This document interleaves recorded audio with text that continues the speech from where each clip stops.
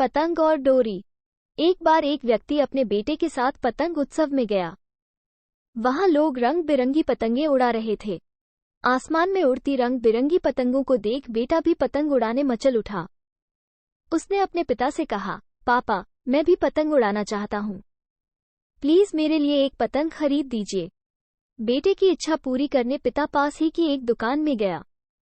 वहां से एक सुंदर सी पतंग और डोरी वो अपने बेटे के लिए खरीद लाया। बेटा पतंग पाकर खुशी से झूम उठा। कुछ देर बाद वो भी डोर थामे पतंग उड़ा रहा था। उसकी पतंग ऊंचे आसमान में उड़ रही थी, लेकिन वो खुश नहीं था। वह चाहता था कि उसकी पतंग और ऊंची उड़े।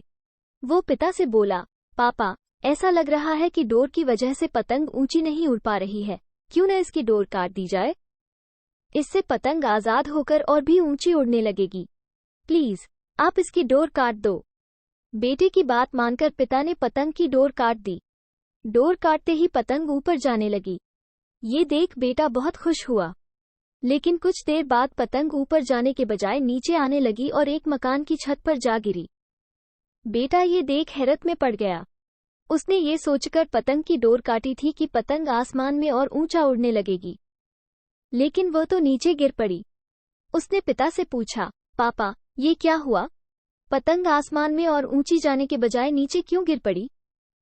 पिता बोला, बेटा, तुम्हें लग रहा था कि डोर पतंग को ऊंचा उड़ने से रोक रही है, जबकि वास्तव में ऐसा नहीं था। डोर तो पतंग का सहारा थी। हवा की गति अनुसार तुम डोर खींचकर या उसे ढील देकर पतंग को ऊंचा उड़ने में मदद कर रहे थे। लेकिन जब डोरी रूपी सहारा कट गया तो पतंग को मदद मिलनी बंद हो गई और वो नीचे गिर पड़ी। ऐसा जीवन में भी होता है। जीवन की ऊंचाइयों पर पहुंचकर हमें लगने लगता है कि परिवार, रिश्ते और दोस्त हमें बांध रहे हैं और सफलता के शिखर पर पहुंचने से रोक रहे हैं। लेकिन हम भूल जाते हैं कि वे हमें ऊंचाइयों पर ले जाने वाली डोर है। उनके नैतिक बल के बिना सफलता की उड़ान मुश्किल है। बेटे को अपनी गलती समझ आ गई। सीख।